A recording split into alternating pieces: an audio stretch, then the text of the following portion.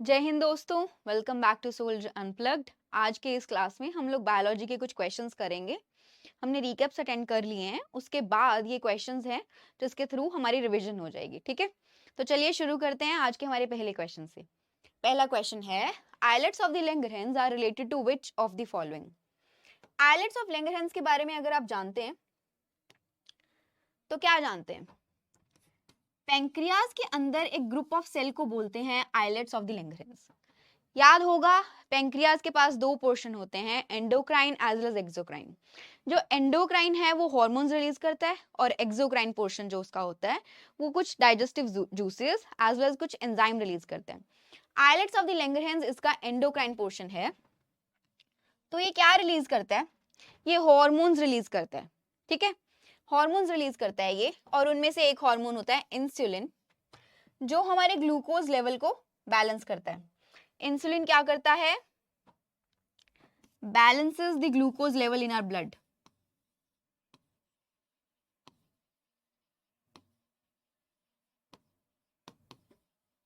हमारे ब्लड में glucose level को बैलेंस करता है इंसुलिन। ऐसे ही एक और हार्मोन रिलीज करता है ये islets of Langerhans, that is glucagon. और ग्लूकागॉन भी हमारे ग्लूकोज लेवल को बैलेंस करता है ब्लड में। ग्लूकागॉन क्या करेगा? ग्लूकोज के लेवल को इंक्रीज करता है ब्लड के अंदर अगर वो कम हो जाए, और इंसुलिन डिक्रीज करता है ग्लूकोज लेवल को अगर वो ब्लड के अंदर इंक्रीज हो जाता है। ठीक है, एक हार्मोन होता है सोमेटोस्टैटिन। वो सोमेटोस्टैटिन इस insulin as well as glucagon के रिलीज को रेगुलेट करता है कि कौन सा हार्मोन कब रिलीज होगा। वो कौन रेगुलेट करता है? सोमेटोस्टैटिन। और आइलेट्स ऑफ लैंगरहैंस रिलीज करते हैं इन तीनों हार्मोन्स को। आगे चलते हैं।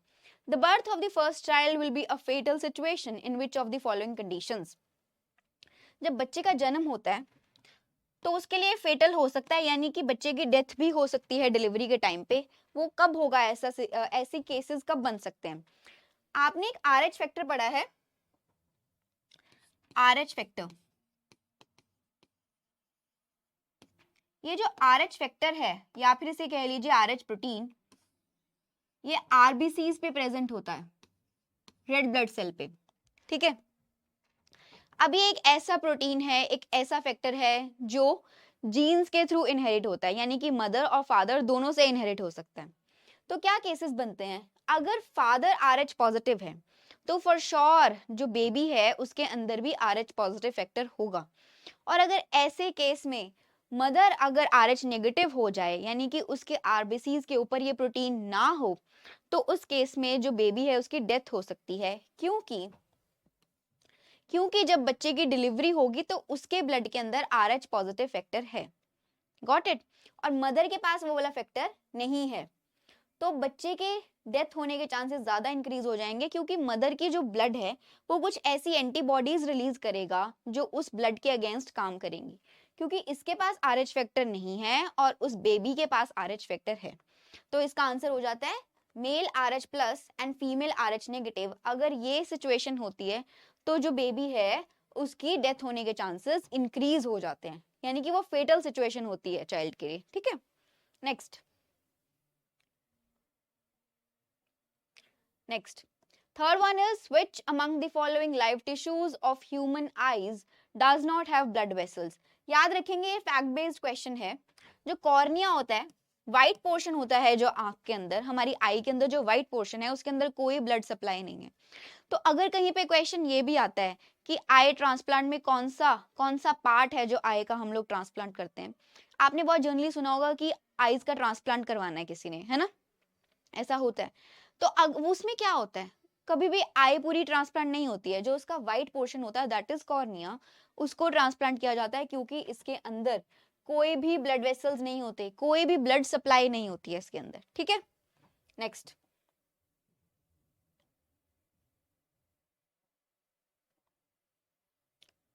Who among the following carries the hemophilia, a hereditary disease? जो हीमोफीलिया है बच्चों, हीमोफीलिया एक x chromosome linked recessive disorder है। हमारे पास, ह्यूमंस के पास दो सेक्स क्रोमोसोम्स होते हैं, X and Y. Total number of chromosomes क्या है? 46, यानी कि 23 पेयर्स होते हैं। इसमें से जो एक पेयर होता है that is of sex chromosome X and Y. ठीक है, अब क्या होता है हीमोफीलिया में, क्या होता है जो हीमोफीलिया का डिजीज है, इसका जो जीन है, हीमोफीलिया में बेसिकली क्या होगा, एक ऐसा कोई क्लॉटिंग फैक्टर हमारी बॉडी में नहीं बनेगा जिससे ब्लड क्लॉट होना होता है। कुछ ऐसा प्रोटीन है उसकी सिंथेसिस नहीं होगी जो क्लॉटिंग के लिए इंपॉर्टेंट है, ब्लड क्लॉटिंग के लिए इंपॉर्टेंट है। हीमोफीलिया में उस जीन के अंदर कोई म्यूटेशन आ जाएगी या फिर वो जीन अच्छे से फंक्शन नहीं करेगा। वो जीन जो है वो एक्स क्रोमोसोम के साथ लिंक्ड होता है। तो अगर एक फीमेल है एक्स एक्स और मेल होता है एक्स वाई, अब ये जो क्रोमोसोम है हीमोफीलिया के लिए जो जीन है वो एक्स क्रोमोसोम लिंक्ड है। ठीक है, मान लीजिए हमने बोला कि carry who among the following carries the haemophilia hereditated disease, हमने बोला कि एक्स लिंक्ड है तो एक्स क्रोमोसोम पे है ये, तो हमने एक फीमेल को कैरियर बना दिया। अगर इस केस में क्या होगा, जब एक फीमेल का जन्म होगा तो वो सिर्फ कैरियर बन रही है क्योंकि यहाँ पे उसके पास एक एक्स क्रोमोसोम है और उसके ऊपर ये म्यूटेटिव जीन है उसके ऊपर जो कि हेमोफीलिया के लिए रिस्पॉन्सिबल है, बट कैरियर है क्योंकि रिसेसिव डिसऑर्डर है, रिसेसिव। अगर दोनों एक्स पे ये आ जाता है तो हम कहेंगे कि फीमेल को भी ये डिजीज हो जाएगा, बट ये एक एक्स पे है। अब मेल के केस में आप देखो, मेल के केस में सिर्फ एक एक्स क्रोमोसोम होता है, मेल के केस में सिर्फ एक एक्स क्रोमोसोम है, उसके कारण मेल्स के अंदर ये डिजीज दिखता है बहुत अच्छे से। Males are affected by haemophilia. जो फीमेल्स हैं they are only carrier, females are only the carriers and it is expressed by males क्योंकि ये एक्स क्रोमोसोम पे प्रेजेंट होता है। और मेल्स के अंदर सिर्फ एक ही एक्स क्रोमोसोम होता है, दूसरा वाई होता है। फीमेल के अंदर एक्स वाई है, तो फीमेल्स के अंदर ये डिजीज हो उसके लिए दोनों एक्स पे होना चाहिए ये, बट ऐसा नहीं होता। मेल्स के अंदर एक ही एक्स क्रोमोसोम है, दूसरा वाई है, और इस एक ही एक्स क्रोमोसोम पे अगर हीमोफीलिया वाला जीन आ जाए, वो वाला क्रोमोसोम आ जाए जिसमें हीमोफीलिया के लिए जीन जो रिस्पॉन्सिबल है वो है, तो उनके अंदर डिजीज एक्सप्रेस होता है। ठीक है, नेक्स्ट में चले। Which among the following is not a viral disease? इसमें से कौन सा वायरल डिजीज नहीं है? आंसर सबको दिख रहा है, मैं सबको एक एक करके एक्सप्लेन करती हूँ। बोलता है कौन सा वायरल डिजीज नहीं है। इबोला वायरस सबने सुना होगा, एक डिजीज है, फेटल डिजीज है जिसको जो किससे स्प्रेड होता है, वायरस के कारण होता है। HIV human immuno deficiency virus, ये सबने सुना होगा, इसके बारे में हर कोई जानता है। इसके कारण क्या होता है, इस वायरस से क्या होता है, एड्स होता है, acquired immuno deficiency syndrome. Third पे है H1N1 वायरस। H1N1 जो डिजीज का नाम दिया है ये वायरस के नाम पे ही आया है। डी है ट्यूबरकुलोसिस। ट्यूबरकुलोसिस जो है वो एक बैक्टीरियल डिजीज है। ट्यूबरकुलोसिस क्या है, बैक्टीरियल डिजीज है। ट्यूबरकुलोसिस एक बैक्टीरियल डिजीज है। और कौन करता है इसको, अगर क्वेश्चन में आ जाए तो याद रखना है, माइकोबैक्टीरियम, माइकोबैक्टीरियम ट्यूबरकुलोसिस। कौन करता है इस बैक्टीरियल डिजीज को, ट्यूबरकुलोसिस किसके कारण होता है, माइकोबैक्टीरियम ट्यूबरकुलोसिस। ठीक है, ध्यान देंगे इस पे कि ये बैक्टीरियल डिजीज है। सिक्स्थ क्वेश्चन करते हैं। Heteromorphic alternation of generation is commonly found in. Heteromorphic term को समझने की कोशिश करेंगे। हेट्रोमॉर्फिक का मतलब क्या होता है, मतलब एक ही प्लांट के पास दो मॉर्फोलॉजीज हैं। हेट्रो मतलब दो, मॉर्फोलॉजी एक्सटर्नल अपीयरेंस जो है उस प्लांट की वो दो तरीके की है। Hetero alternation of generation commonly found in bryophyta. Bryophyta याद आ रहा है, ब्रायोफाइटा को क्या बोलते हैं, amphibians of the plant kingdom. क्या बोलते हैं, amphibians of the plant kingdom. ये टेरेस्ट्रियल भी होते हैं, एक्वेटिक भी होते हैं। Amphibians of the plant kingdom, plant kingdom में हमने कवर किया ये bryophyta. Amphibians of the plant kingdom, इसमें क्या होता है, ऑल्टरनेशन ऑफ जनरेशन क्यों बोल रहे हैं हम, हेट्रोमॉर्फिक ऑल्टरनेशन ऑफ जनरेशन क्यों बोल रहे हैं। पहले क्या होता है, जो गेमीटोफाइट्स होते हैं वो वाली बॉडी जिसने गेमीट्स प्रोड्यूस करने हैं वो हैप्लॉइड है। जब वो गेमीट्स प्रोडक्शन हो जाती है तो कुछ टाइम के लिए एक स्पोरोफिटिक बॉडी बनती है। स्पोरोफाइट यानी कि डिप्लॉयड स्ट्रक्चर बनता है, और उस डिप्लॉयड बॉडी से दोबारा से गेमेटोफाइट बनेंगे। तो ऐसी स्टेज को हम लोग क्या बोलते हैं? हेट्रोमॉर्फिक ऑल्टरनेशन ऑफ जनरेशन, जहां पे दो तरीके की जनरेशन हमें दिख रही हैं, पहले हेप्लॉयड और फिर डिप्लॉयड। तो जो ऐसी जनरेशन होती है उसको हम लोग क्या बोलते हैं? हेट्रोमॉर्फिक ऑल्टरनेशन ऑफ जनरेशन, जो हमें ब्रायोफाइटा के अंदर देखने को मिलती है। Next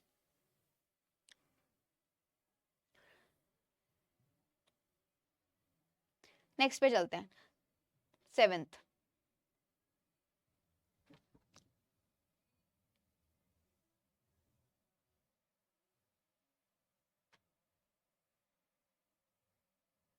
okay, 7th, intercalary meristem is found in which of the following? Intercalary meristem, meristem का काम समझ आ रहा है? याद आ रहा है मेरिस्टेम क्या करता था? ग्रोथ इंक्रीज करवाता है। हमारे पास 3 तरीके की थी, एपिकल मेरिस्टेम हाइट इंक्रीज करवाने के लिए, 2 नोड्स के बीच में जो मेरिस्टेम होती थी लेंथ इंक्रीज करवाती, that is इंटरकैलोरी meristem.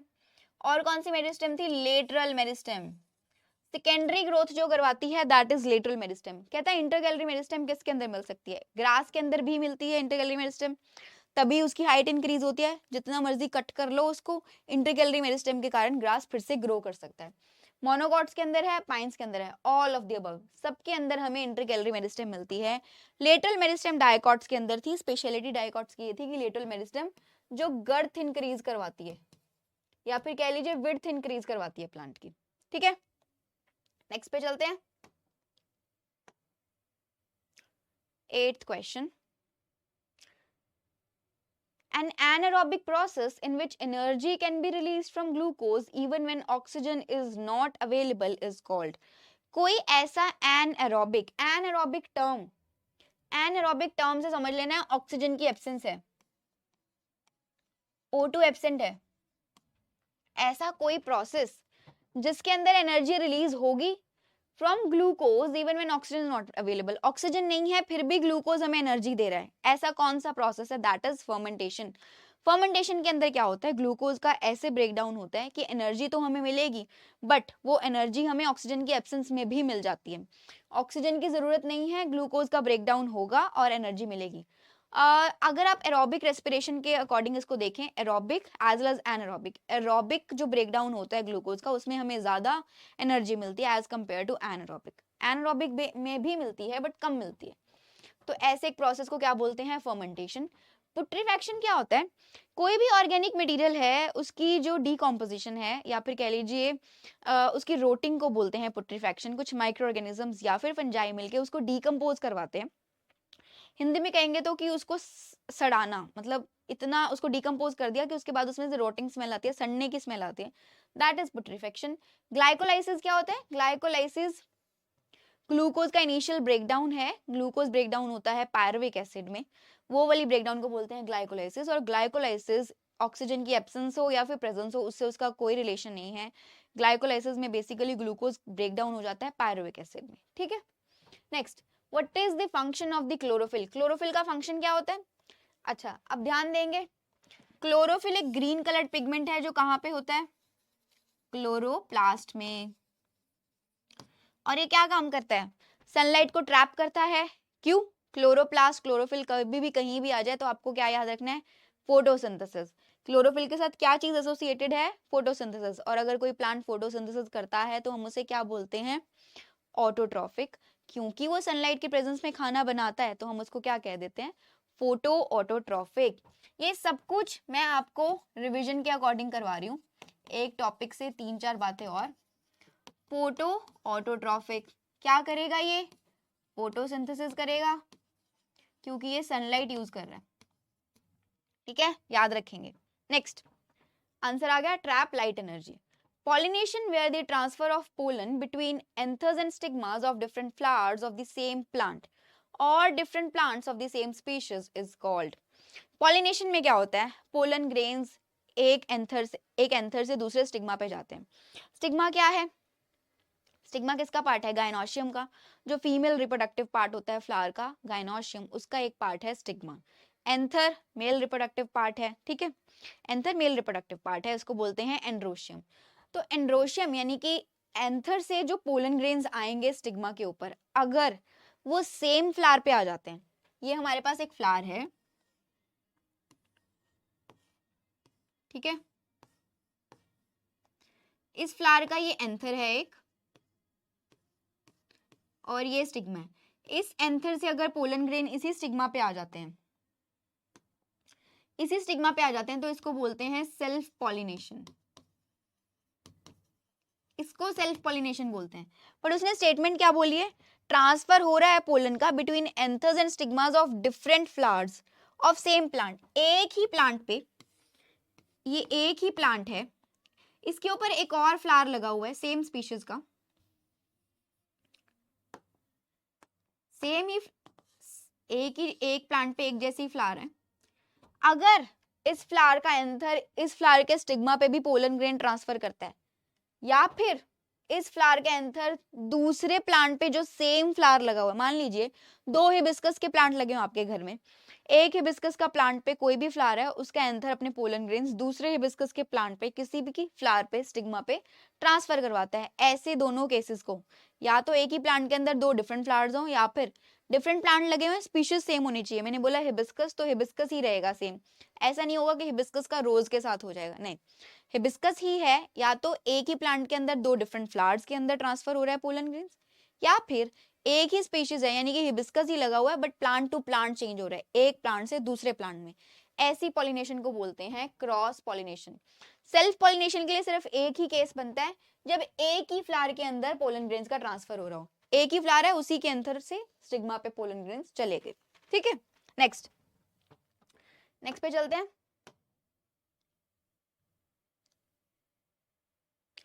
Tiny pores present on the leaves of the plants are called. कुछ टाइनी पोर्स होते हैं लीव्स के ऊपर, उनको हम क्या बोलते हैं, स्टोमेटा। स्टोमेटा का क्या क्या काम है, याद है, क्या काम करता है स्टोमेटा? गैस एक्सचेंज करवाता है,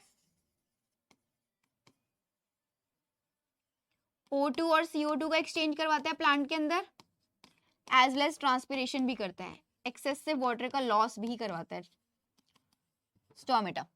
टाइनी पोर्स जो कि लीव्स पे होते हैं प्लांट के, हम उसको क्या कहते हैं, स्टोमेटा बोलते हैं। Next, organisms in the kingdom Animalia are classified into different phylum which includes, कौन से फाइलम होते हैं किंगडम एनिमेलिया के अंदर? उससे पहले क्लासिफिकेशन पढ़ेंगे आप लोग, कैसे होती है क्लासिफिकेशन, याद करने का तरीका है KPC ऑफ गस। KPC ऑफ गस, K से किंगडम, K से किंगडम, P से फाइलम या फिर डिवीजन। प्लांट्स के केस में इसे डिवीजन बोलते हैं, इस डिवीजन को, एनिमल्स के केस में phylum.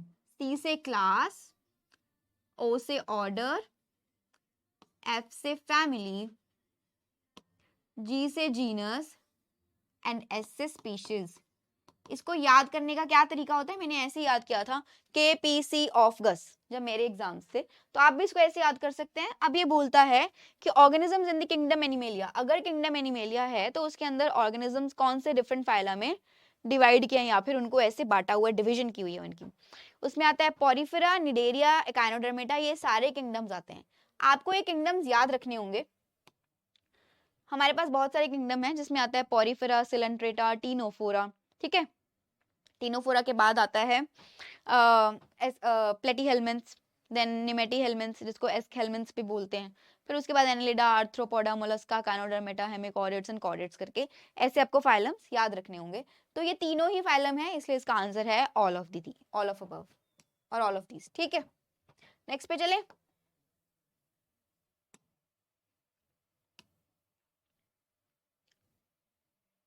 What is the shape of the stomach? Stomach की कौन सी शेप होती है? छोटी क्लासेस की बुक्स में भी देखा होगा, जे शेप स्ट्रक्चर होता है, ऐसे होता है कुछ। ठीक है, जे शेप स्ट्रक्चर होता है, इसको क्या बोलते हैं, स्टमक। तो स्टमक का कौन सा शेप है, जे शेप है। ये बुक्स में डायग्राम में देखा होगा, स्टमक की जे शेप स्ट्रक्चर होता है। ये फैक्ट बेस्ड क्वेश्चन है। Golden rice variety is rich in which one of the following? Golden rice एक वेराइटी है, गोल्डन राइस जिसको ऐसे बोलते हैं गोल्डन राइस। उसके अंदर कुछ एक्स्ट्रा प्रोटीन्स या फिर न्यूट्रिएंट्स आपको दिए गए हैं, बनाई है ये वैरायटी। उसके अंदर क्या होता है, beta carotene and ferritin. Beta carotene एक ऐसा न्यूट्रिएंट है जो उसको yellow colour, orange colour, red colour, कुछ ऐसा गोल्डन कलर, कुछ ऐसा कलर प्रोवाइड जो करता है, दैट इज बीटा कैरोटीन। और फेरिटिन ना आयरन स्टोरिंग पिगमेंट है। आयरन को स्टोर करता है फेरेटिन। फेरेटिन क्या करता है? आयरन को स्टोर करता है। ठीक है, तो बीटा कैरोटीन और फेरेटिन होता है गोल्डन राइस की वैरायटी के अंदर। The non green heterotrophic plants of plant kingdom are. अच्छा, इस क्वेश्चन को ध्यान से पढ़ो। Non green heterotrophic plants plant kingdom के कौन से हैं? प्लांट किंगडम के अंदर ही आते हैं बट नॉन ग्रीन हेटेरोट्रॉफिक हैं, उसमें हम बोलते हैं फंजाई। वैसे हम लोग फंजाई को अलग भी पढ़ते हैं। इस क्वेश्चन में कभी कभी फंजाई को वो प्लांट किंगडम में भी ले आते हैं। तो अगर कभी ऐसा क्वेश्चन आ जाए, वैसे तो हम लोग फंजाई को अलग से कवर करते हैं किंगडम फंजाई के नाम से, जिसके अंदर डिफरेंट टाइप की फंजाइज को हम स्टडी करते हैं। ठीक है, बट अगर कभी ऐसा क्वेश्चन आ जाए कि वो नॉन ग्रीन हेटेरोट्रॉफिक बोल दे, नॉन ग्रीन हेटेरोट्रॉफिक प्लांट बोल दे, हेटेरोट्रॉफिक का मतलब जो अपना खाना खुद नहीं बना सकता। प्लांट्स की स्पेशलिटी क्या होती है कि फोटोसिंथेसिस करते हैं, अपना खाना खुद बना सकते हैं। हेटेरोट्रॉफिक का मतलब क्या है? वो अपना खाना खुद नहीं बना सकते। ऑटोट्रॉफिक वो होते हैं जो खाना बना सकते हैं, हेटेरोट्रॉफिक वो जो खुद नहीं बना सकते। तो प्लांट्स की स्पेशलिटी है वो अपना खाना खुद बना सकते हैं, बट जो फंजाई होती है वो अपना खाना नहीं बना सकती। फंजाई को वैसे हम लोग अलग किंगडम में स्टडी करते हैं, बट इस क्वेश्चन के अकॉर्डिंग जब इन्होंने पूछा तो आपको आंसर क्या मार्क करना है? फंजाई। फंजाई हेटेरोट्रॉफिक है, वो अपना खाना खुद नहीं बना सकती, और यहाँ पे उसको किंगडम प्लांटी के अंदर स्टडी कर रहे हैं। ठीक है, नेक्स्ट हमारा क्वेश्चन है, अ spore producing plant is good. ये इन सारे क्वेश्चंस में ना इसने क्या किया, फंजाई को प्लांट किंगडम के अंदर ही रख दिया। अगर ऐसा क्वेश्चन आ जाए जिसको पता है कि हम लोग फंजाई को अलग से पढ़ते हैं, कंफ्यूज होने की जरूरत नहीं है। फंजाई को अगर अलग से पढ़ रहे हैं तो उसके अकॉर्डिंग क्वेश्चन आएगा, अगर नहीं भी पढ़ रहे हैं तो वो कुछ ऐसे घुमा के क्वेश्चन पूछ सकता है। उसमें वो बोलता है कि spore producing plant is bread mould. Bread mould is what? Fungi. Bread mould is what? Fungi है। इसने पहले बोला स्पोर प्रोड्यूसिंग प्लांट, वैसे प्लांट नहीं है फंजाई को हम लोग अलग से स्टडी करते हैं। मैं बार बार बोल रही हूँ, ऐसा क्वेश्चन आ जाए तो कंफ्यूज नहीं होना है। फंजाई के कुछ कैरेक्टरिस्टिक्स याद हैं तो आपसे क्वेश्चन आसानी से हो जाएगा। फंजाई हेटेरोट्रॉफिक है, उसकी सेल वॉल कौन सी होती है? फंजाई की सेल वॉल किस मटेरियल की बनी होती है? याद रखेंगे, काइटिन की। ठीक है, फंजाई की सेल वॉल किस मटेरियल की बनी होती है? काइटिन की बनी होती है फंजाई की सेल वॉल। और bread mould is a type of a fungi जिसका बोटैनिकल नेम क्या है? राइजोपस। क्या है? राइजोपस। ये ऐसी फंजाई है जो ब्रेड के ऊपर, यानी कि फंगस लग जाती है जब ब्रेड के ऊपर, तो उस फंजाई का नाम है राइजोपस। और ये स्पोर्स प्रोड्यूस करती है, स्पोर के थ्रू ही ये अपनी sexual as well as asexual reproduction करते हैं। 17th question, wisdom teeth is the third molar teeth. Dentine formula याद है सबको? बच्चों के अंदर डेंटाइन फॉर्मूला क्या होता है? 2102। याद आ रहा है? 2102 कैसे?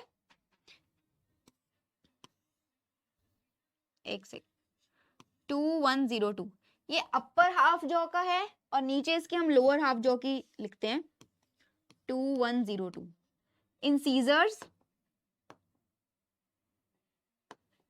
ये पहले वाले incisors, canines, premolars and molars. Incisors, canines, premolars and molars, ये होता है बच्चों के अंदर। और एडल्ट्स में कैसे होता है ये फॉर्मूला?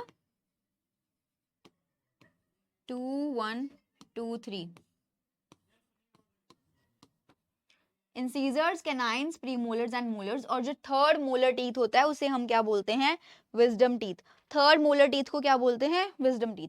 तो ये फॉर्मूला ध्यान देना है, इसको हमेशा याद रखना है। चाइल्ड बच्चों के अंदर, छोटे बच्चों के अंदर 2102, upper half jaw and lower half jaw, ये अपर हाफ जॉ और नीचे लोअर हाफ जॉ लिखा है। Incisors, canines, premolars and molars, ध्यान देंगे बच्चों के अंदर प्रीमोलर्स नहीं है और एडल्ट्स के अंदर प्रीमोलर्स हैं 2123। ये फॉर्मूला ऐसे ही रहता है, इसको ध्यान से याद करना है। ठीक है, आगे क्वेश्चन में यूज होता है ये क्वेश्चन, अगर दूसरे तरीके से है इसको नोट कर लो, सब इसको नोट करेंगे। ठीक है, फंजाई वाले क्वेश्चन में कंफ्यूज नहीं होना है, नाम बता दिया, अगर कभी पूछा तो आपको याद रहेगा कि राइजोपस बोलते हैं ब्रेड मोल्ड को। गुड, चलते हैं नेक्स्ट।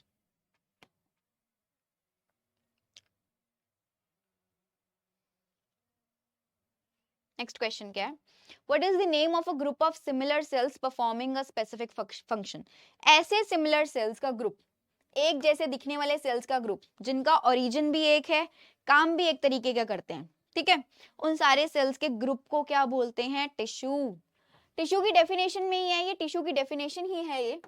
ऐसे सिमिलर सेल्स का ग्रुप जो एक काम करते हैं, एक फंक्शन परफॉर्म करते हैं, एक ही ओरिजिन है, एक जैसे दिखने वाले हैं, उसको क्या बोलते हैं हम लोग? टिश्यू बोलते हैं, ठीक है। सेल्स जब एक साथ आ जाते हैं सिमिलर सेल्स तो बनाते हैं टिश्यू। टिश्यू एक साथ आके बनाता है ऑर्गन, ऑर्गन बनाते हैं ऑर्गन सिस्टम, और ऑर्गन सिस्टम क्या बनाता है आके? इंडिविजुअल। या फिर कह लीजिए अगर आप अपने केस में बात कर रहे हैं, ह्यूमंस के केस में बात कर रहे हैं, तो या फिर कह लीजिए ह्यूमंस, हमारे अंदर डिफरेंट टाइप के ऑर्गन सिस्टम है, डाइजेस्टिव सिस्टम है, रेस्पिरेटरी सिस्टम है, सर्कुलेटरी सिस्टम है।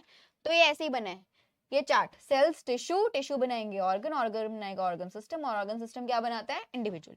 Next, organisms use biocatalysts to break down complex substances into simpler substances. These biocatalysts are called, organisms जो होते हैं, organisms जो होते हैं वो कुछ biocatalyst को यूज करते हैं। ये biocatalyst क्या चीज है?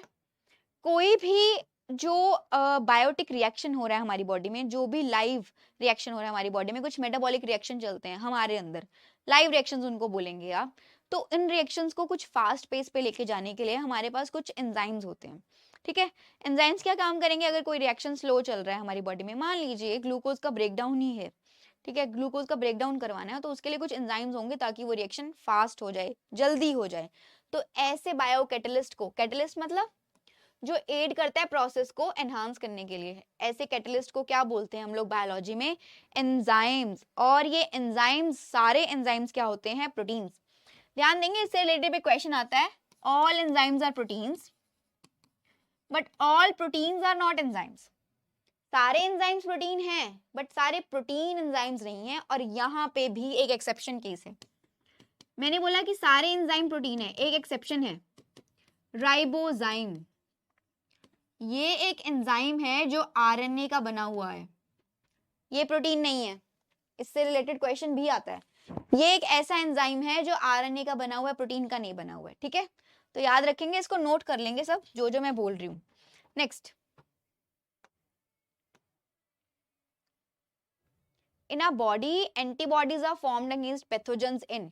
हमारी बॉडी में कुछ एंटीबॉडीज बनती हैं जब हमें कोई इन्फेक्शन होता है, तो हमारी बॉडी में एंटीबॉडीज बनती हैं। एंटीबॉडीज किसके अगेंस्ट? कुछ एंटीजेंस, कुछ पैथोजेंस के अगेंस्ट, जो हमारी बॉडी में बाहर से कुछ पैथोजेंस आए जिन्होंने कुछ इन्फेक्शन क्रिएट कर दिया, उनसे फाइट करने के लिए हमारी बॉडी कुछ सब्सटेंसेस बनाते हैं, कुछ केमिकल्स बनाते हैं, जिसको हम क्या बोलते हैं? कुछ प्रोटीन्स बनाती है, उसको क्या बोलते हैं? एंटीबॉडीज। और वो एंटीबॉडीज कहाँ बनती हैं? थाइमस।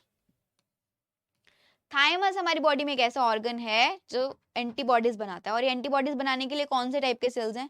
WBCs हैं, white blood cells. White blood cells की टाइप होती है एक लिम्फोसाइट्स करके, जिसको हम लोग बोलते हैं। ये लिम्फोसाइट्स रिस्पॉन्सिबल होते हैं एंटीबॉडीज की प्रोडक्शन के लिए, और ये लिम्फोसाइट्स कहाँ पे जाके मेच्योर होते हैं, कहाँ पे अपना प्रॉपर फंक्शन करने के लिए तैयार होते हैं? थाइमस के अंदर, ठीक है।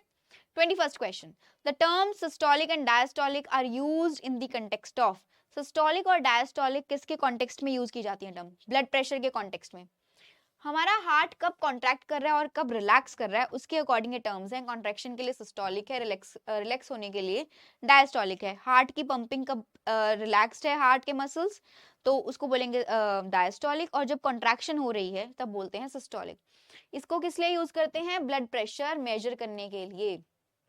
सिस्टोलिक और डायस्टोलिक ब्लड प्रेशर होता है, that is 120/80 mm mercury. 120 is the maximum ये होना चाहिए और मिनिमम 80 होना चाहिए, ठीक है। 120 मैक्सिमम ये होना चाहिए और मिनिमम 80 होना चाहिए। Next, which of the following is parasitic food chain. Parasitic food chain का मतलब क्या है? एक बोलते हैं saprophytic food chain. Saprophytic food chain का मतलब क्या होता है? कोई ऑर्गेनिज्म ऑलरेडी डेड है, उसके ऊपर अगर दूसरा ऑर्गेनिज्म फीड कर रहा है, उससे उसको खा रहा है, मरे हुए जीव को, ठीक है, तो हम बोलेंगे कि सेप्रोफिटिक है। बट पैरासिटिक में ऐसा नहीं होता। पैरासिटिक में लाइव ऑर्गेनिज्म के ऊपर फीड करता है दूसरा ऑर्गेनिज्म। फॉर एग्जाम्पल, जो ब्लड सकिंग इंसेक्ट्स होते हैं, जैसे कि टिक्स होते हैं, लाइस एंड बग्स होते हैं, ये ब्लड सकर्स होते हैं। तो ये लाइव ऑर्गेनिज्म के ऊपर अटैच हो जाएंगे जाके, और वो जब ऑर्गेनिज्म जिंदा है तब उसकी बॉडी में से ब्लड सक करते हैं। तो पैरासिटिक फूड चेन का एग्जांपल है ट्रीज। ट्रीज से फ्रूट कौन खा रहा है? Fruit eating birds. और इन बर्ड्स के ऊपर लाइस और बग्स आके चिपक जाते हैं, तो उनसे वो जब लाइव है, जिंदा है, जब पक्षी यानी कि बर्ड उससे ब्लड सक कर रहे होते हैं लाइस और बग्स, इसको बोलते हैं parasitic food chain. Next, the smallest organism capable of autonomous growth and reproduction is. एक ऐसा छोटा ऑर्गेनिज्म जो अपनी खुद की ग्रोथ भी कर सकता है और रिप्रोडक्शन भी कर सकता है। याद रखेंगे, कभी भी क्वेश्चन आ जाए तो माइकोप्लाज्मा आंसर है। माइकोप्लाज्मा किंगडम मोनेरा का मेंबर है। ठीक है, माइकोप्लाज्मा किसका मेंबर है? किंगडम मोनेरा का मेंबर है, यानी कि क्या है ये? प्रोकैरियोट है। इसके पास वेल डेवलप्ड न्यूक्लियस नहीं है, ना ही सेल ऑर्गेनेलीज हैं। Mycoplasma is a prokaryote. कभी भी आ जाए एक ऐसा छोटा ऑर्गेनिज्म जो बिना ऑक्सीजन के सरवाइव कर सकता है, ये बिना ऑक्सीजन के भी सरवाइव कर सकता है। कैन सरवाइव, यहाँ पे लिख देते हैं,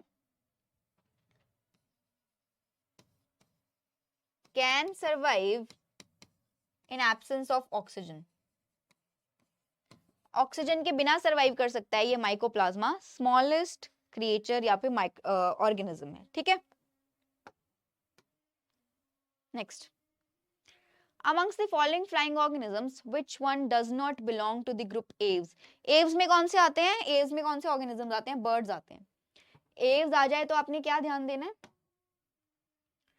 aves का मतलब क्या है? birds।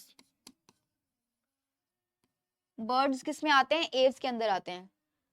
तो क्रो, ईगल और पैरट तीनों बर्ड हैं। बैट एक बर्ड नहीं है, बैट एक बर्ड नहीं है, बैट को बर्ड में नहीं लेके आना है। ये आसान सा क्वेश्चन है, ये तो सबको समझ आ गया होगा कि बैट बर्ड नहीं होता, एव्स का मतलब बर्ड्स होते हैं, इतना ही समझना है।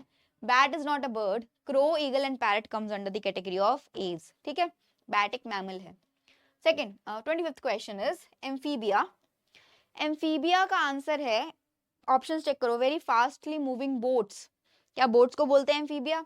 Animals living in water only, animals living on land only, animals living equally in water and on land both.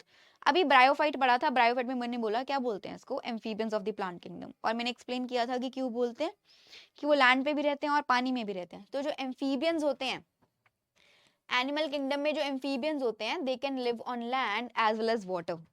ठीक है, पानी के अंदर भी रह सकते हैं, एक्वाटिक भी हैं, दूसरा लैंड पे भी रहते हैं। और एम्फीबियन का एक एग्जाम्पल क्या है? एम्फीबियन का एग्जाम्पल है फ्रॉग। ठीक है, पानी के अंदर भी रहता है एज वेल एज लैंड पे भी रहता है। Next, frogs are cold blooded animals. अभी हम फ्रॉग की बात कर रहे थे, उसी की बात आ गई आगे continue. Frogs are cold blooded animals. Cold blooded का मतलब क्या होता है? इसके लिए एक और टर्म होती है, कोल्ड ब्लडेड के लिए एक और टर्म है, पोइकिलोथर्म्स। मतलब कोल्ड ब्लडेड का मतलब क्या है? ये अपना ब्लड ये जो अपना टेम्परेचर है, बॉडी टेम्परेचर, उसको रेगुलेट नहीं कर सकते। हमारी बॉडी अपना बॉडी टेम्परेचर रेगुलेट करती है। मान लीजिए अगर हमारा बॉडी टेम्परेचर ड्रॉप हो रहा है, हमें ठंड लग रही है, तो हमारी बॉडी शिवरिंग शुरू कर देगी, कंपन शुरू हो जाएगी शरीर में, जिससे बॉडी टेम्परेचर दोबारा से नॉर्मल आ जाएगा। फ्रॉग्स के अंदर ये कैपेसिटी नहीं होती, वो ऐसा नहीं कर सकते, तो हम उनको बोलते हैं कोल्ड ब्लडेड एनिमल्स। ठीक है, next,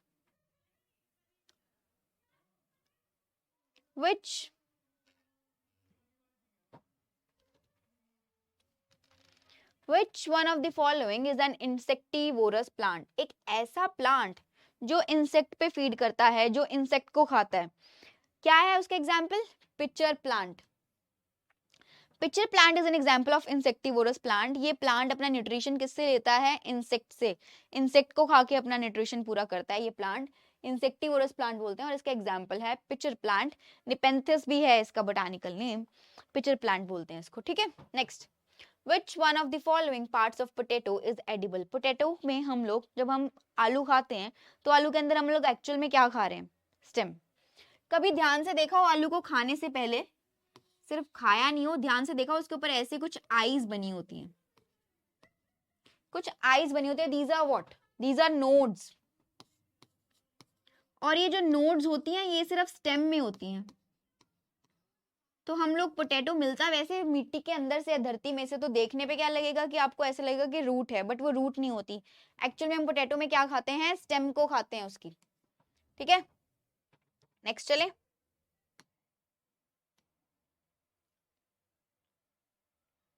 desert plants are generally, desert plant रेगिस्तान में मिलने वाले जो प्लांट्स होते हैं वो कैसे होते हैं? सक्यूलेंट। सक्यूलेंट मतलब जो पानी स्टोर करे अपने अंदर, मॉइस्चर जो स्टोर कर लेता है उसको बोलते हैं सक्यूलेंट। एक टर्म आ रही है विविपेरस। विविपेरस का मतलब क्या होता है? विविपेरस एनिमल से रिलेटेड टर्म है, ऐसे animals which give birth to their young ones। मतलब क्या? ये एग्स ले नहीं करते, ऐसे एनिमल्स जो बेबीज को डिलीवर करते हैं एग्स ले नहीं करते हैं। फॉर एग्जाम्पल ह्यूमंस विविपेरस होते हैं। हर्बेशियस प्लांट्स कौन से? जो हर्ब्स हैं, छोटे प्लांट्स, उनको बोलते हैं हर्बेशियस प्लांट्स। हेट्रोफिलस क्या होता है? हेट्रोफिलस का मतलब क्या हुआ? फिलस का मतलब होता है लीफ, ठीक है? ऐसा कोई भी प्लांट जिसके पास एक से ज्यादा अलग तरीके के लीव्स हों, एक ही प्लांट पे डिफरेंट टाइप के लीव्स अवेलेबल हों, उसको बोलते हैं हेट्रोफिलस। तो विविपेरस एनिमल से रिलेटेड एक टर्म डाल दी इन्होंने, एक ऑप्शन डाल दिया आपको कंफ्यूज करने के लिए। याद रखेंगे डेजर्ट प्लांट्स होते हैं सक्यूलेंट, यानी कि मॉइस्चर स्टोर करके रखते हैं अपने अंदर, ठीक है? ईस्ट एंड मशरूम्स आर, देखो क्वेश्चन आ गया यहाँ पे, yeast and mushrooms are fungi. Fungi आ गया, फंजाई हमने अलग से पढ़ा था। फंजाई क्या होता है? हेट्रोट्रॉफिक होता है बट यूकैरियोटिक है, न्यूक्लियस इनके अंदर वेल डेवलप्ड है।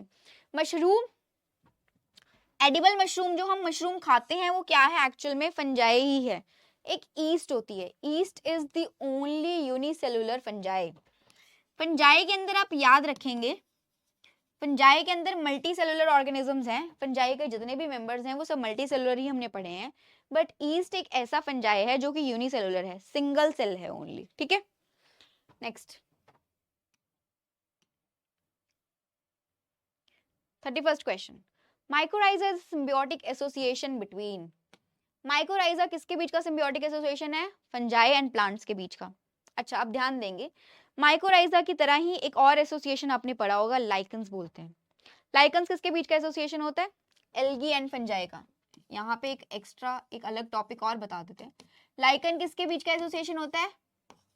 Algae and fungi. एल्गी को क्या बोलते हैं? एल्गी में, एल्गी का जो टर्म है बायोलॉजी में, इसको एक और टर्म में क्या बोलते हैं? फाइकोबायोंट। और फंजाई को बोलते हैं माइकोबायोंट। एल्गी फोटोसिंथेसिस करता है, ग्रीन है तो फोटोसिंथेसिस करेगा, फंजाई उसको शेल्टर प्रोवाइड करता है और न्यूट्रिएंट्स प्रोवाइड करता है सॉइल में से। तो इस एसोसिएशन को बोलते हैं लाइकन।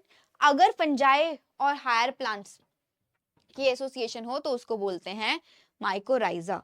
लाइकन के लिए एक और चीज है इसके साथ जुड़ी हुई जिससे क्वेश्चन बनता है कि लाइकन्स क्या है? पोल्यूशन इंडिकेटर्स होते हैं, ठीक है? याद रखेंगे इसको, लाइकन्स क्या होते हैं? Pollution indicators. और माइकोराइजा में किसकी सिम्बियोटिक एसोसिएशन? सिम्बियोटिक मतलब दोनों एक दूसरे को फायदा कर रहे हैं। सिम्बियोटिक एसोसिएशन किसकी है? फंजाई और प्लांट्स की। Which organelle in the cell other than the nucleus contains DNA. Okay fine, nucleus के अलावा सेल के अंदर ऐसी कौन सी ऑर्गेनेली होती है जिसका अपना डीएनए होता है? आंसर है माइटोकॉन्ड्रिया, बट एक और ऑर्गेनेली होती है प्लांट्स के अंदर स्पेसिफिकली है वो organelle, that is plastid. Plastid सिर्फ आपको प्लांट्स के अंदर मिलेगा और प्लास्टिड के पास खुद का डीएनए होता है।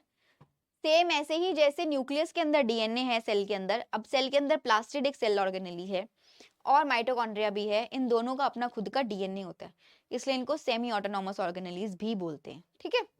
नेक्स्ट,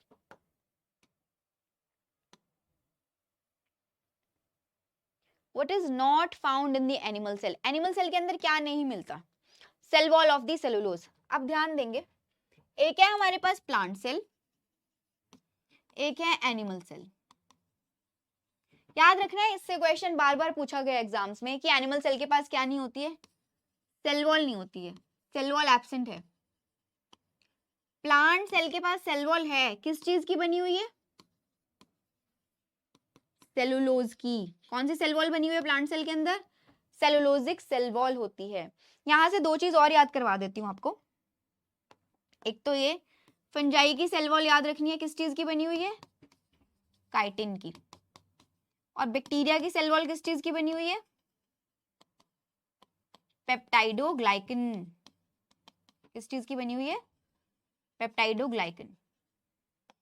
तो आंसर समझ आ गया, एनिमल के पास सेल वॉल है ही नहीं तो सेलुलोजिक सेल वॉल की तो बात छोड़ ही दो, सेल वॉल ऑफ सेलुलोज नहीं होती एनिमल सेल के अंदर। Next question, Which of the following cell organelles play the most significant role in protein synthesis?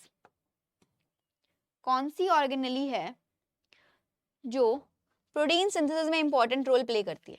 Protein synthesis के लिए सबको याद होगा राइबोसोम्स रिस्पॉन्सिबल होते हैं, ठीक है। प्रोटीन सिंथेसिस के लिए सबको याद होगा राइबोसोम्स रिस्पॉन्सिबल होते हैं, साथ में और क्या रिस्पॉन्सिबल होता है? जब आपने एंडोप्लाज्मिक रेटिकुलम पढ़ा था, एंडोप्लाज्मिक रेटिकुलम पता है ना, वो दो टाइप का होता है, smooth endoplasmic reticulum and rough endoplasmic reticulum. Endoplasmic reticulum को रफ कब बोलते थे? जब उसके ऊपर आके राइबोसोम लग जाता था। अब राइबोसोम लग गया तो राइबोसोम आ गया तो प्रोटीन सिंथेसिस करेगा, तो ये भी प्रोटीन सिंथेसिस करता है, और अगर सिर्फ राइबोसोम अकेले हैं तब वो भी प्रोटीन सिंथेसिस करते हैं। तो कौन सी दो ऑर्गेनेल्स रिस्पॉन्सिबल हैं प्रोटीन सिंथेसिस के लिए? Endoplasmic reticulum and ribosome. Next, the cellular and molecular control of programmed cell death is known as, is आएगा यहाँ पे, चलो कोई बात नहीं। अच्छा, cellular and molecular control of program cell death. अच्छा, एक बात सुनो ध्यान से, सेल के अंदर जब बहुत ज्यादा डैमेज हो जाए और वो रिपेयर ना हो सके, जब सेल बहुत ज्यादा डैमेज है, अब उसके पास कोई रिपेयर का चांस नहीं है, तो सेल अपने आप को मार लेता है। इसको सुसाइड भी करना बोलते हैं, ठीक है, या फिर बोलेंगे प्रोग्राम्ड सेल डेथ। और इसके लिए बायोलॉजी में एक टर्म है, दैट इज एपोप्टोसिस। क्या टर्म है?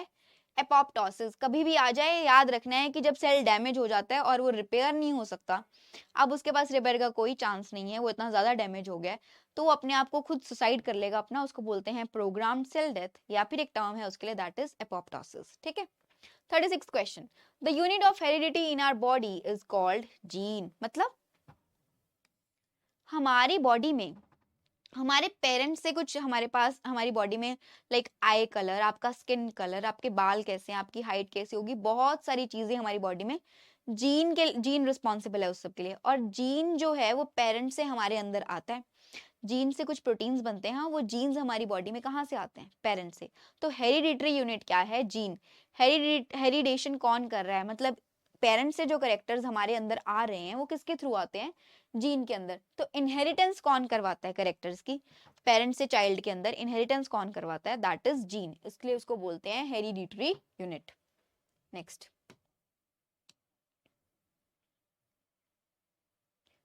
Hereditary symptoms are moved in the descendant of creatures by. मैंने आपको बोल दिया जीन के थ्रू ना इनहेरिटेंस हो रही है कुछ कैरेक्टर्स की।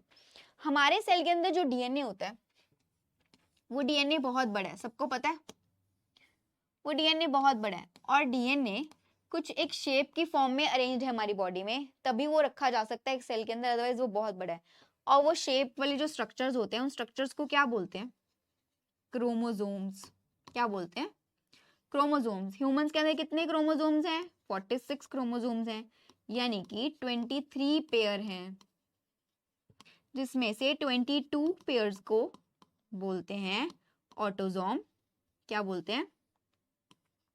22 पेयर जो है हमारे पास उसको बोलते हैं ऑटोसोम्स,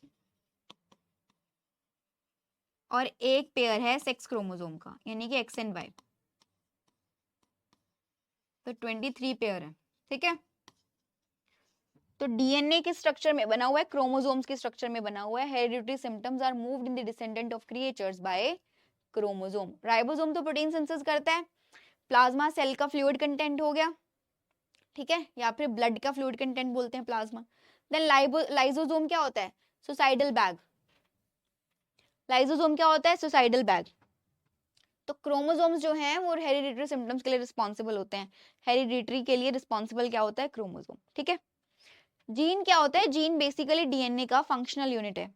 जो चीज डीएनए की प्रोटीन सिंथेसाइज करेगी, एक पर्टिकुलर कैरेक्टर के लिए प्रोटीन बनाएगी, उसको बोलते हैं जीन, और वो पूरा डीएनए स्ट्रक्चर में शेप्ड होता है, उसको हम बोलते हैं chromosome. Next, how many chromosomes are there in humans? Humans के अंदर कितने क्रोमोसोम है? अभी पढ़ा 46 क्रोमोसोम्स हैं। In human body most of the digestive process takes place in. याद रखेंगे इसको, डाइजेस्टिव सिस्टम में हमने पढ़ा था सबसे ज्यादा डाइजेशन जो है, मैक्सिमम डाइजेशन जितनी भी हो सकती है हमारी बॉडी में, जो डाइजेशन है वो स्मॉल इंटेस्टाइन में ही होती है। स्मॉल इंटेस्टाइन में सारा काम होता है, सारे डाइजेस्टिव जूसेस आ जाते हैं, जो भी बचता है, जितना भी प्रोसेस अभी तक हुआ है, उसका जो मेन फंक्शन है, जो मैक्सिमम डाइजेशन है, वो स्मॉल इंटेस्टाइन के अंदर ही होगी। 40th क्वेश्चन है, the saliva helps in the digestion of starch. Saliva के अंदर स्टार्च डाइजेस्टिंग एंजाइम होता है जिसका नाम होता है सलाइवरी अमाइलेज। क्या होता है? सलाइवरी अमाइलेज, इसका दूसरा नाम क्या है? टैलिन। ये क्वेश्चन आ जाता है कभी कभी।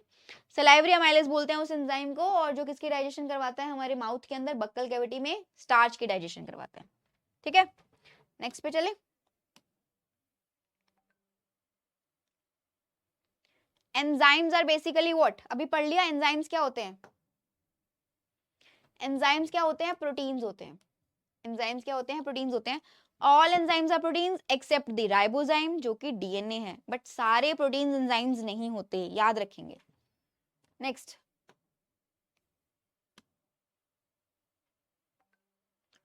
which enzyme can catalyze the conversion of glucose to ethanol?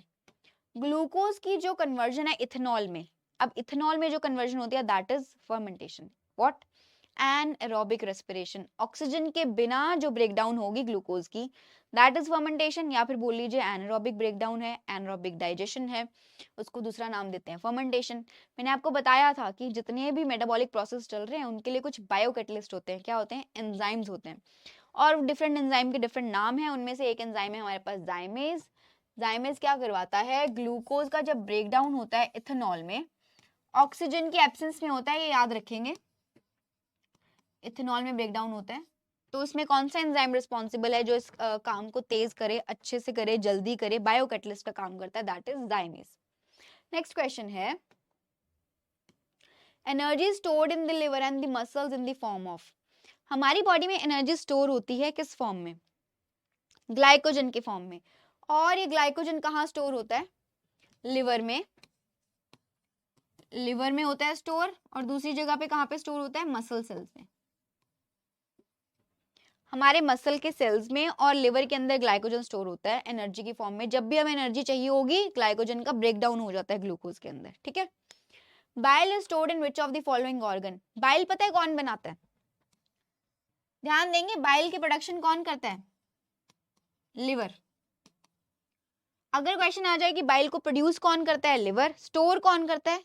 Liver ने बना दिया, उसके बाद स्टोर कौन करता है? Gall bladder. स्टोर कौन करता है इसको? गॉल ब्लैडर करता है। Next, water soluble vitamins are.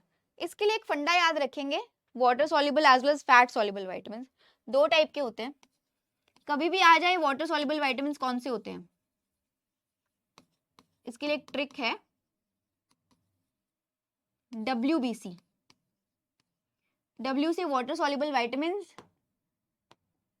जो B एंड C हैं, these both are water soluble vitamins. अगर पूछे आपसे, अगर आपसे पूछे कि फैट सॉल्युबल विटामिन्स बताइए,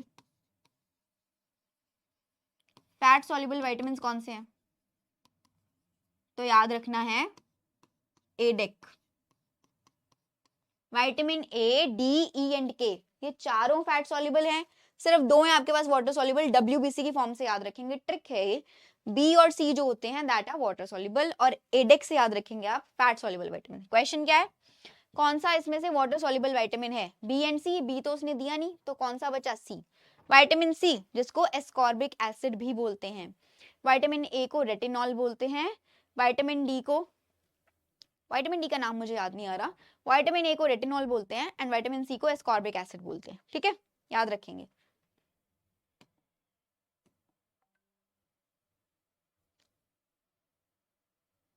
The vitamin which is found in citrus fruits and is necessary for maintaining healthy skin. citrus fruits यानी कि खट्टे खट्टे फलों में, खट्टे फ्रूट्स में कौन सा ऐसा विटामिन मिलता है? दैट इज विटामिन C, जिसको एस्कॉर्बिक एसिड बोलते हैं। क्वेश्चन ऐसे घूम के भी आ जाता है कि विटामिन C कौन से फ्रूट्स में मिलता है, तो आप सिट्रस फ्रूट्स इसका आंसर लिखेंगे। खट्टे फलों में जो हमें विटामिन मिलता है that is vitamin C। 47th question, which of the following vitamins is mainly responsible for blood coagulation in human being? blood coagulation क्या होता है? जब हमें कहीं पे इंजरी हो जाती है, कट लग जाता है, तो कंटिन्यूसली ब्लड रिलीज होता है। आपने देखा हो कुछ टाइम के बाद ही वहां पे वो जमा हो जाता है। खून निकलना बंद हो जाता है, उसको बोलते हैं ब्लड कोएगुलेट कर गया है, खून जम गया है। ऐसा किसके लिए, किस विटामिन का रिस्पॉन्सिबल है इसमें, कौन विटामिन हेल्प करता है ब्लड कोएगुलेट हो जाए इसमें, कौन सा विटामिन हेल्प करता है, विटामिन के। याद रखना है vitamin K is responsible for blood coagulation in human beings. ठीक है, next question, the vitamin available from sunrays, vitamin D, कौन सा विटामिन मिलता है सूरज की रोशनी से या फिर सनलाइट से, कहते हैं ना धूप में बैठो धूप सेको, कौन सा विटामिन चाहिए हमें, विटामिन डी चाहिए। अगर विटामिन डी की कमी हो जाती है तो कौन सा डिजीज हो जाता है, इसकी डेफिशिएंसी से क्या होने के चांसेस हैं, रिकेट्स, याद आ रहा है, बोन डिफॉर्मेशन हो जाती है, रिकेट्स होने के चांसेस होते हैं विटामिन डी की डेफिशिएंसी से, और ये हमें मिलता है सनलाइट से। Next, the common name of the chemical compound cholecalciferol is, okay fine, ये क्वेश्चन ही आ गया, कोलकैल्सिफेरॉल। विटामिन डी के लिए कॉमन नेम है कोलकैल्सिफेरॉल, एक और होता है कैल्सिफेरॉल भी बोलते हैं। ठीक है, विटामिन डी के लिए कॉमन नाम है ये कोलकैल्सिफेरॉल, तो मैं वो बोल ही रही थी आपको, एक और नाम होता है दैट इज अर्गोकैल्सिफेरॉल। विटामिन डी का कॉमन नाम है ये, विटामिन सी का एस्कॉर्बिक एसिड है, विटामिन बी के लिए थायमीन आता है। ठीक है, विटामिन बी के कुछ और टाइप्स हैं, B1 B2 B3 करके, तो एक कॉमन विटामिन जो है दैट इज विटामिन बी, उसके लिए एक थायमीन है। विटामिन B9 के लिए फॉलिक एसिड होता है। ये कुछ कॉमन नेम्स हैं, अगर क्वेश्चन आपको पूछ ले आ जाए तो जनरल टर्म्स याद रखनी है। ठीक है, next,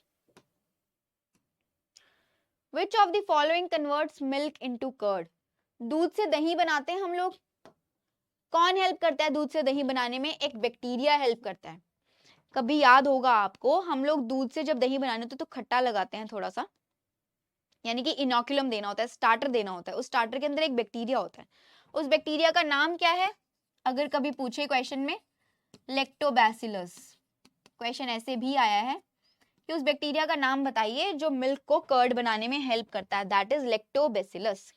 site of gaseous exchange in lungs, हमारे लंग्स के अंदर O2 और CO2 का एक्सचेंज होता है, CO2 बाहर जाएगी, O2 अंदर आएगी, वो कहाँ पे होता है लंग्स की structural and functional unit that is alveoli. Alveoli के पास मैक्सिमम ब्लड सप्लाई है और ब्लड के थ्रू ही वो O2 और CO2 का एक्सचेंज करवाता है। एल्वियोलाई को हम लोग स्ट्रक्चरल और फंक्शनल यूनिट भी बोलते हैं लंग्स की। Next, 52nd question, which of the following statements is not correct about hemoglobin, haemoglobin के लिए इनमें से कौन सी स्टेटमेंट सही नहीं है, हीमोग्लोबिन के लिए इनमें से कौन सी स्टेटमेंट सही नहीं है।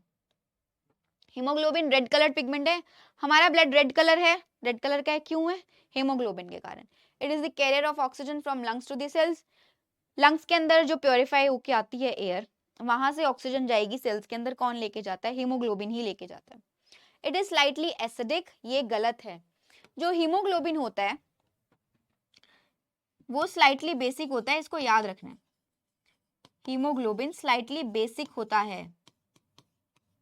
ठीक है, एसिडिक नहीं होता, स्लाइटली बेसिक होता है, 7 से ज्यादा पीएच रहता है इसका, 7 पे न्यूट्रल होता है, 7 से ज्यादा पीएच रहता है, it is slightly basic. It carries carbon dioxide away from the tissues to the lungs, हमारे टिश्यू से कार्बन डाइऑक्साइड को लंग्स में लेके जाएगा ताकि एयर को प्योरीफाई किया जा सके, ब्लड को प्योरीफाई किया जा सके, और लंग्स के अंदर जो ऑक्सीजन थी ऑक्सीजन को लेके आएगा सेल्स या फिर टिश्यूज के अंदर। तो हीमोग्लोबिन ये काम करता है और ये स्लाइटली बेसिक है। Next, Which of the following instrument measures the blood pressure, कौन से इंस्ट्रूमेंट को हम लोग ब्लड प्रेशर मेजर करने के लिए यूज करते हैं, that is sphygmomanometer. Maximum blood pressure 120 है और मिनिमम 80 रहेगा, आपको याद करवा दिया। ठीक है, the dialyser is use for the work of, याद है किडनी क्या करती है, ब्लड को प्योरीफाई करती है, खून साफ करती है हमारा किडनी। अगर कुछ लोगों के अंदर किडनी डिसफंक्शनल हो जाती है, अच्छे से काम नहीं करती है, या फिर अच्छे से उसको कोई हमारी बॉडी में कोई डिजीज आ गया जो किडनी से रिलेटेड है, ठीक है, तो अगर किडनी हमारी अच्छे से काम नहीं करती है तो फिर उनको डायलिसिस करवाना पड़ता है, ब्लड प्योरीफाई करवाना पड़ता है, बट एक आर्टिफिशियल सिस्टम के थ्रू, और उसको हम लोग बोलते हैं डायलाइजर। क्या बोलते हैं उस आर्टिफिशियल सिस्टम को, डायलाइजर बोलते हैं। तो dialyser is use for the work of kidney, तो वो किडनी को रिप्लेस कर रहा है, किडनी का काम कर रहा है एक आर्टिफिशियल सिस्टम, जिसको बोल दिया डायलाइजर, ब्लड प्योरीफाई करता है। Satiety and thirst centers in humans are located in which one of the following parts of the brain? Satiety and thirst, satisfaction आनी खाने के बाद, आप ऐसा तो नहीं होता जब खाना खाने बैठते हैं फिर खाते ही रहते खाते रहते, एक टाइम के बाद आपको ऐसा होता है ना अब मेरा हो गया, अब मुझे और नहीं खाना है, संतुष्टि हो जाती है आपको। प्यास जब आपको लगती है तो एक पर्टिकुलर टाइम पे लगेगी, प्यास लगी आपने पानी पिया, ऐसा तो नहीं है प्यास कंटिन्यूसली लगी ही जा रही है और आप पानी पीते ही जा रहे हैं, ऐसा नहीं होता।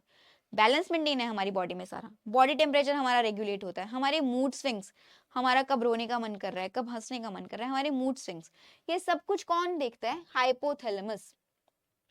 ये सब कुछ कौन चेक करता है? हमारे ब्रेन का एक पार्ट है दैट इज हाइपोथैलेमस, ये सब कुछ रेगुलेट करता है। ठीक है,